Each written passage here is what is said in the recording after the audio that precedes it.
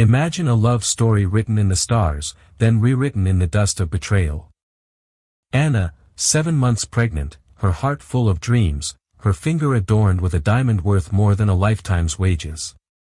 Her husband, Damien Gold, a name synonymous with power, with luxury, with the Midas touch. But what happens when that touch turns to ice? When the vows spoken in a sun-drenched cathedral are shattered in the chilling silence of a servant's quarters? This is the story of a wife, a mother-to-be, cast aside for a newer, shinier prize. This is the story of how a mansion became a prison, and the master bedroom a forbidden territory. Prepare yourselves, for the descent begins now. Anna traced the curve of her swollen belly, a tender smile playing on her lips. The late afternoon sun filtered through the vast panoramic windows of their penthouse apartment overlooking Central Park, casting a golden glow on everything it touched. It had been like this, golden and perfect, for the 3 years she'd been married to Damien Gold, the founder and CEO of Ethelred Holdings, a global private equity firm whose name was whispered with reverence in financial circles. Their life was a whirlwind of charity galas where Anna wore bespoke gowns that cost more than her childhood home, of spontaneous trips to their villa on Lake Como, of Damien showering her with affection and gifts that made her friends sigh with envy. The latest, a delicate diamond necklace from Tiffany & Company for their anniversary, still lay nestled in its iconic blue box, a testament to his supposed adoration. The pregnancy had been the presumed cherry on top of their perfect life. Damien had seemed ecstatic, his booming laughter echoing through their opulent home as he'd lifted her, spinning her around when she'd shared the news. He'd talked animatedly about nurseries, legacy, a dynasty. The shift was subtle at first, almost imperceptible. A business trip extended by a day, then 2. Phone calls that became slightly shorter, his attention seemingly elsewhere. Anna, hormonal and sensitive, had initially brushed it off as the pressures of his empire. He was Damien Gold, after all. The world didn't stop for impending fatherhood. But then came the missed obstetrician appointments. The first time, a boardroom crisis; the second, an unavoidable international call; the third, a terse text message: something came up. Reschedule. He hadn't even bothered with an excuse that time. A chill had begun to seep into the golden glow, a tiny crack appearing in the flawless facade of their marriage. Anna had tried to talk to him, her voice gentle, questioning. "Damien, is everything all right? You seem distant." He'd waved a dismissive hand, not even looking up from his constantly buzzing phone. "Just busy, Anna. You know how it is. This Ethelred expansion into Asia is taking a lot out of me."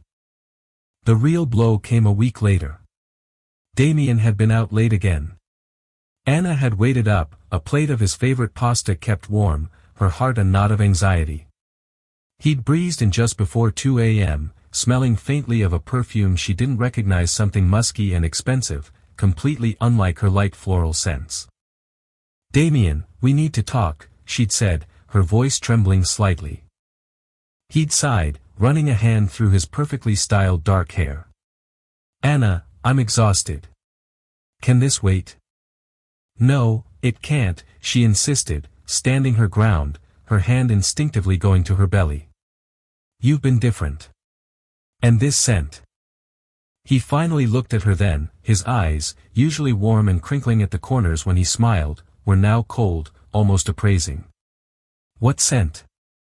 "The perfume, Damien. It's not mine." A beat of silence. "I was at a networking event. Full of people. Don't be ridiculous." The next evening, he dropped the bombshell.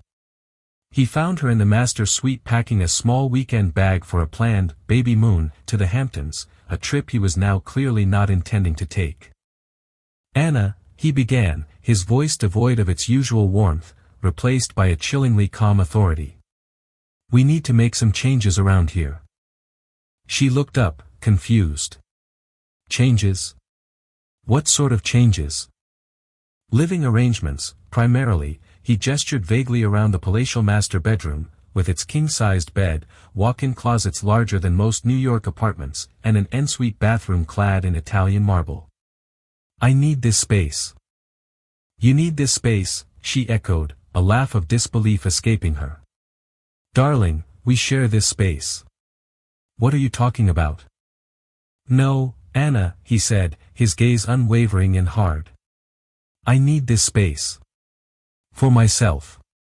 And for a guest who will be staying." Her blood ran cold. "A guest?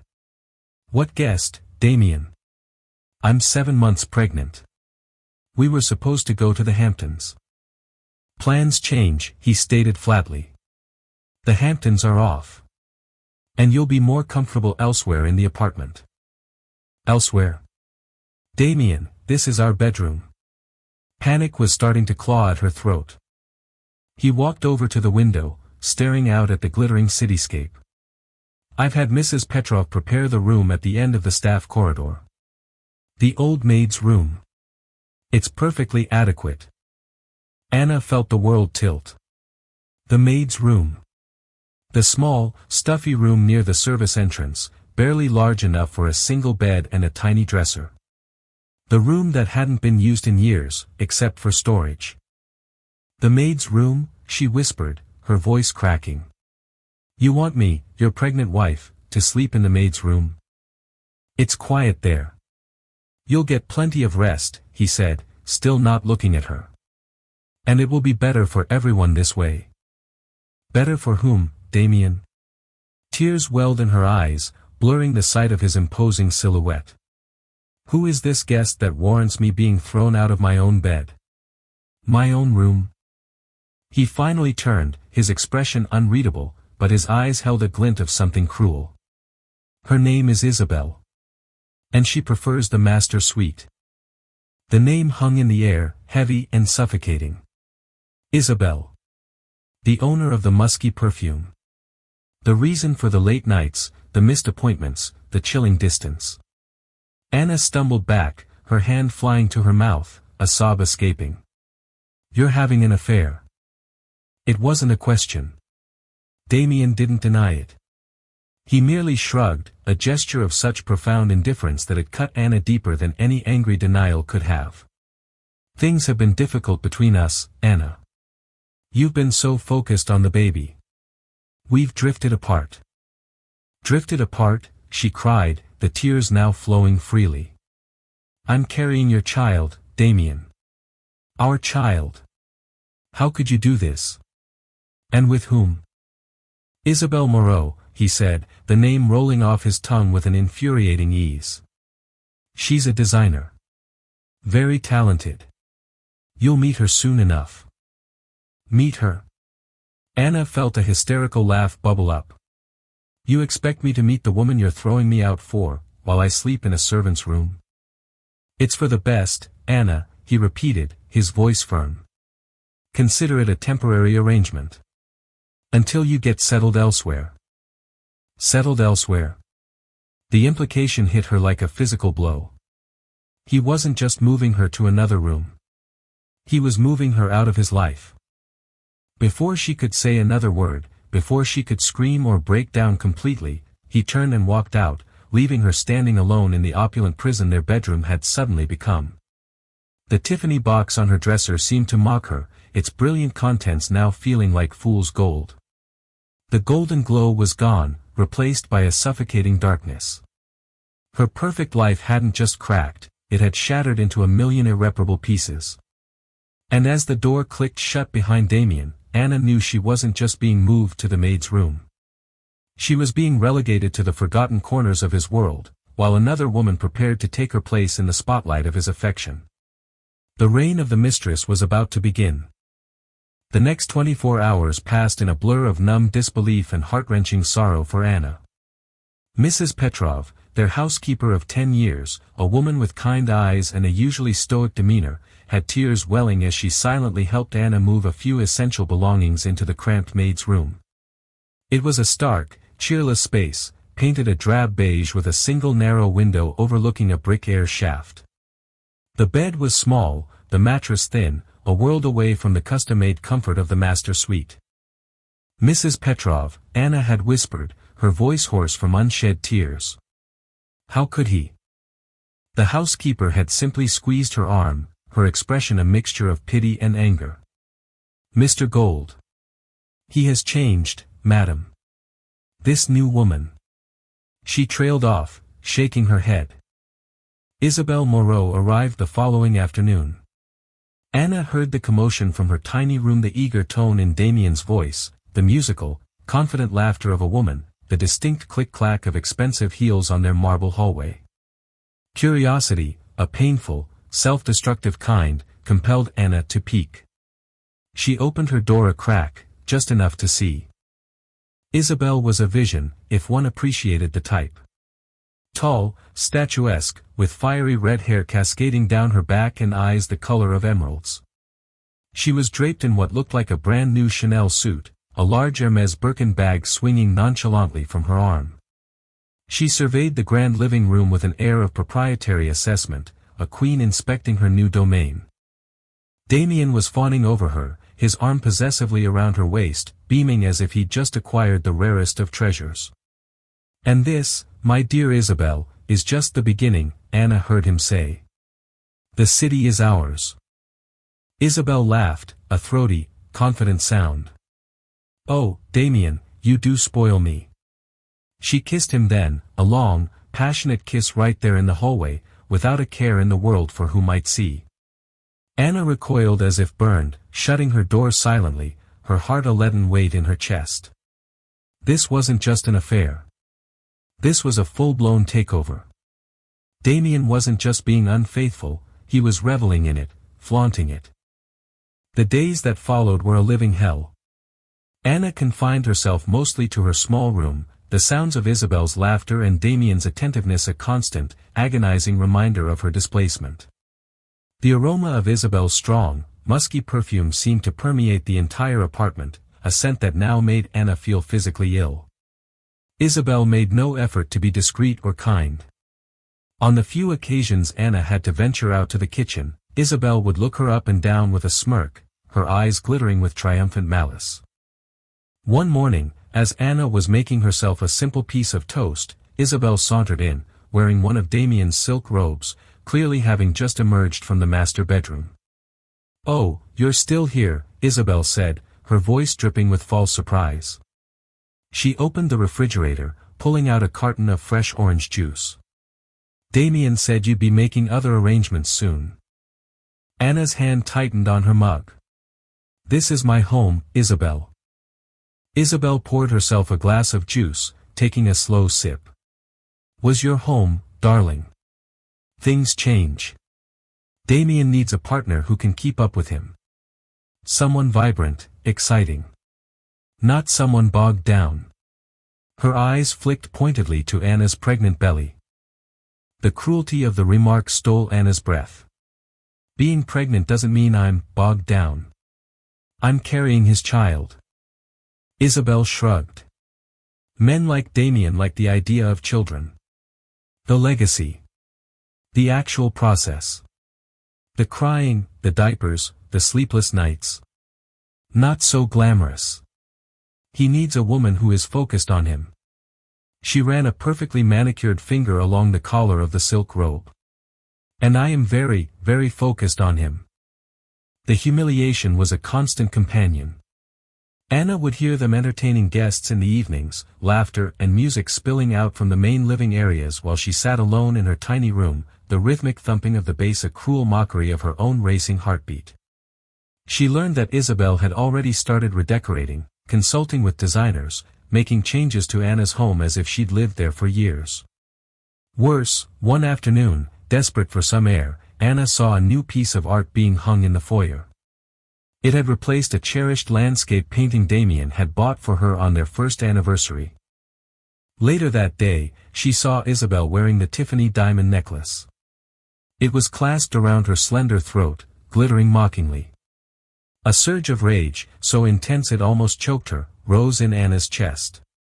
She confronted Damien that evening. How could you, she demanded, her voice shaking. That painting was special to me. And that necklace.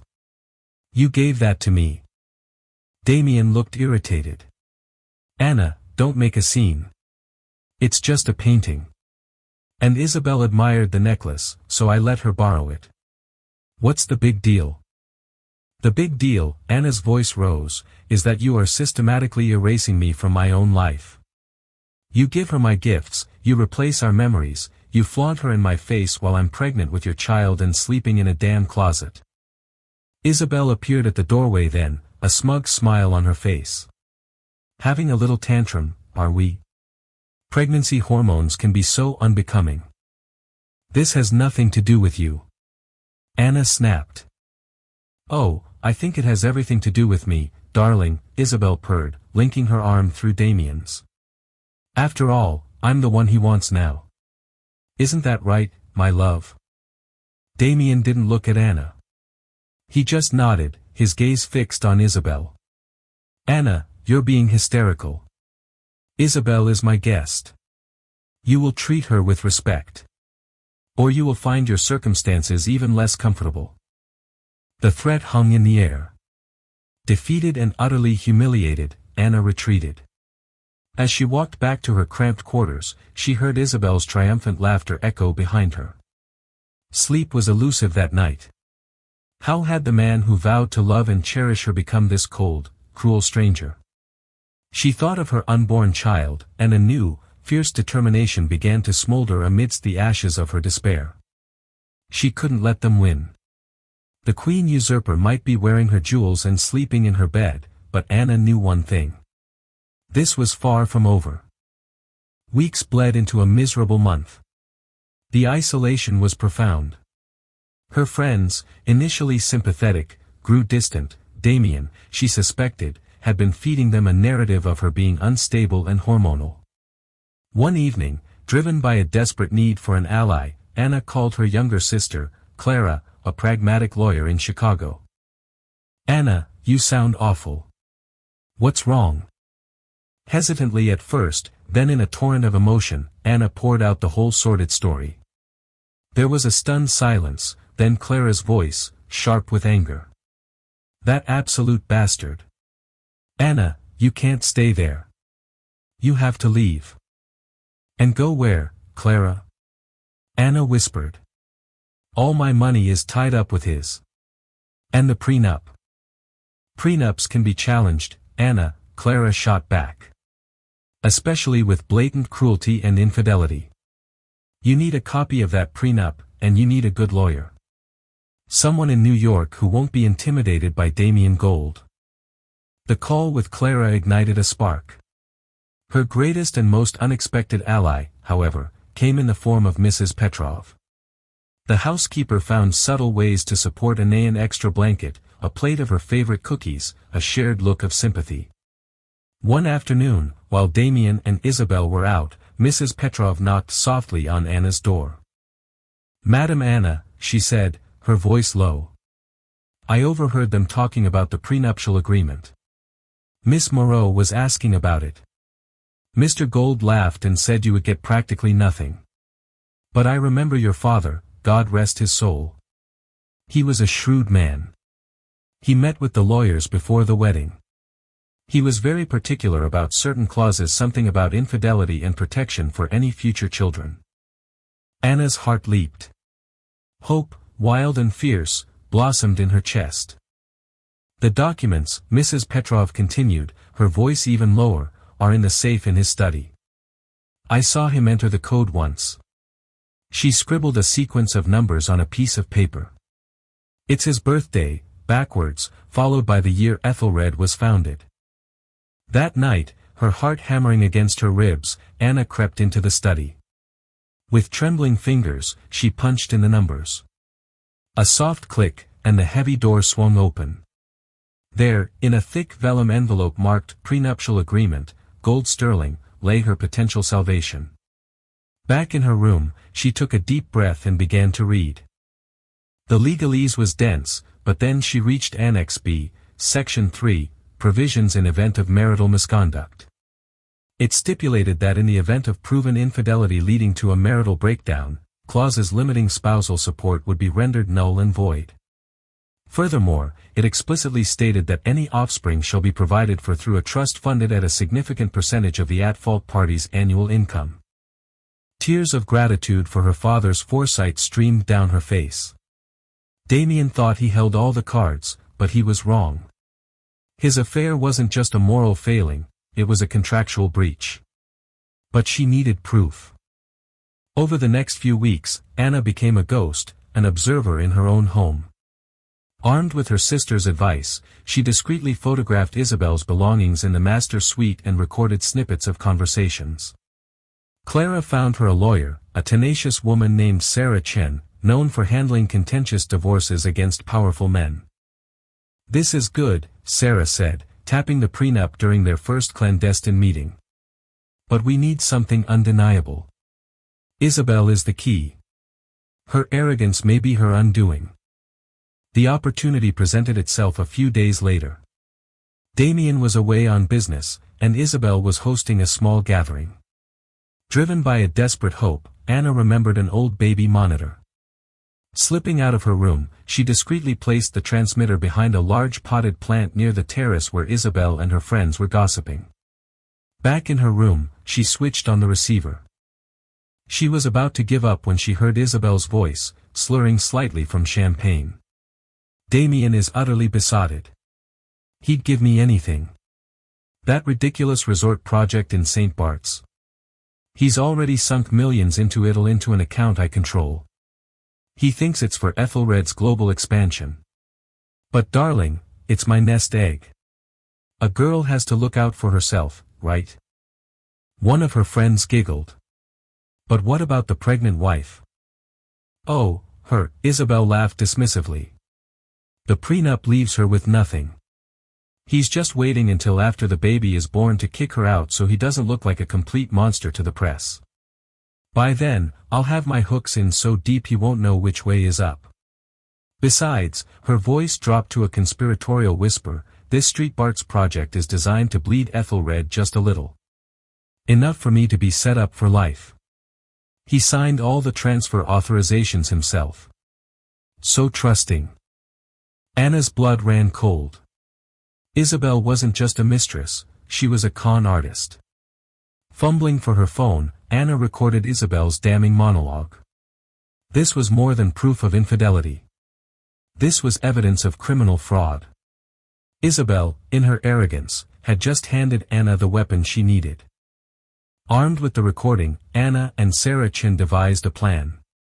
Sarah arranged for an anonymous tip to be sent to Ethelred's CFO, triggering a discreet internal audit of the Street Bart's project. Meanwhile, Anna prepared for a final, dramatic confrontation. With help from Mrs. Petrov, she found Isabel's diary, which detailed her contempt for Damien and her plans to fleece the old fool. Anna photographed the pages. The night of the annual Ethelred Holdings Gala arrived. As Damien and a radiant Isabel were about to leave for the event, Anna stepped out of her small room, blocking their path. "Going somewhere?" she asked, her voice calm and steady. "Anna, not now," Damien scowled. "Actually, Isabel," Anna said, holding up her phone, which displayed a picture of a diary entry. "I was just reading your work. 'Fleece the old fool,' I believe, was your charming phrase for your Street Bart's resort project. Or should I say, Sophie?" The use of Isabel's real name Sophie Dubois, as uncovered by Sarah's investigator, made her visibly flinch. "What is she talking about?" Damien's head snapped towards Isabel, his face darkening. "It's all lies," Sophie shrieked. "The truth has a funny way of coming out, doesn't it?" Anna said. "The internal audit at Ethelred? That's just the beginning. I wonder what the authorities will think of your little nest egg accounts, Sophie." The scene devolved into chaos. Sophie. Diary. St. Bart's. What the hell is going on? Damien roared, his carefully constructed world crumbling around him. As they struggled, diamonds scattering from a broken bracelet, Anna felt the first sharp, undeniable pain low in her abdomen. She gasped, clutching her belly. The baby. It was coming. Ignoring the raging battle, she called her sister. "Clara, it's time." Moments later, the penthouse was a whirlwind of activity. Paramedics rushed in for Anna, their arrival coinciding with two grim-faced detectives. "Damien Gold," one detective asked. "We have some questions for you regarding Ethelred Holdings and a Ms. Isabelle Moreau, also known as Sophie Dubois." He then nodded to his partner. "Ms. Dubois, you're under arrest for suspicion of grand larceny and fraud." Sophie let out a strangled scream as handcuffs were snapped onto her wrists. She shot a look of pure venom at Damien. "You'll pay for this, both of you," she hissed as she was led away. Damien stood amidst the wreckage of his life. He saw the paramedics carefully helping Anna, pale and in pain, onto a gurney. Their eyes met. There was no triumph in her gaze, just pain and profound weariness. As Anna was wheeled out, she heard Sophie's parting shriek from the elevator. He knew. Damien knew about the money, he was in on it too. The lie was a desperate, final attempt to drag him down with her, but the damage was done. The reckoning had been swift and brutal. For Damien Gold, the fall from grace was just beginning. For Anna, a new chapter was starting, heralded by the imminent arrival of her child, a tiny beacon of hope in the overwhelming darkness. 1 year later. The crisp autumn air carried the scent of rain and fallen leaves through the open window of a beautiful Brooklyn brownstone. Laughter, clear and bright, echoed from the living room, a sound of pure joy that had replaced the chilling silence of a penthouse. Anna sat on a plush rug, building a tower of colorful blocks with her daughter, Lily, whose dark hair was a miniature version of the father she would never truly know. The past year had been a trial by fire, but Anna had emerged not just unscathed, but forged anew. At the hospital, with Clara and a tearfully proud Mrs. Petrov by her side, she had given birth to a healthy, beautiful baby girl. The legal battle that followed was everything her lawyer, Sarah Chen, had promised, decisive and absolute. The prenup, with its ironclad infidelity clause penned by her prescient father, became Anna's sword and shield. Sophie Dubois was convicted of fraud and embezzlement and was now serving a 7-year prison sentence. The investigation had cleared Damien of direct criminal involvement, but his gross negligence and the public humiliation of being duped so spectacularly cost him everything. The board of Ethelred Holdings forced his resignation, his reputation was in tatters, and the trust established for Lily, as stipulated by the prenup, cost him a staggering portion of his remaining fortune. Anna had wanted nothing more from him. With her settlement, she bought this Hausia home filled not with cold marble and empty spaces, but with warmth, light, and love.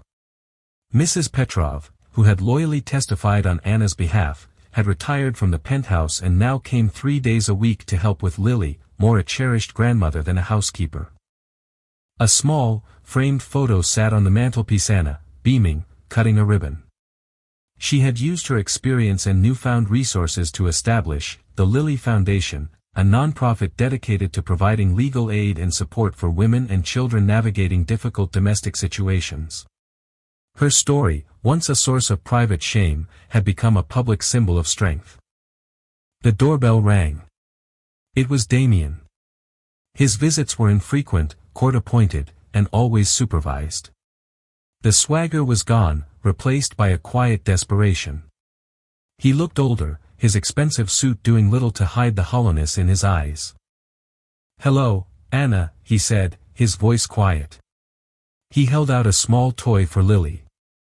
Anna accepted it with a polite, distant smile. "Thank you, Damien. You have an hour." She watched as he sat awkwardly on the floor, trying to connect with the little girl who was his daughter in biology alone. There was no bitterness left in Anna's heart, only a quiet pity for the man who had traded a universe of genuine love for a fistful of fool's gold. He had been relegated to the forgotten corners of their world, while she had built a new one from the ashes of the old.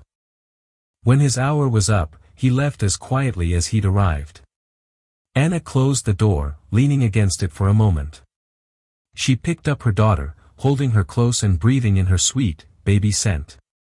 The master bedroom, the prison of the past, was a distant memory. True wealth, she now knew, wasn't measured in carats or mansions, but in courage, resilience, and the unbreakable bond of love. From the confines of a maid's room, she had found her way back to herself and built a kingdom of her own. What did you think of Anna's incredible fight for justice and her beautiful new beginning? Could you have been as strong? Let us know your thoughts in the comments below. If this story of resilience and reckoning moved you, please give this video a thumbs up and share it with someone who needs to hear that strength can be found in the most trying circumstances. And don't forget to subscribe for more compelling stories of triumph that will keep you on the edge of your seat. Until next time, remember that even the most gilded cages cannot imprison a spirit determined to be free.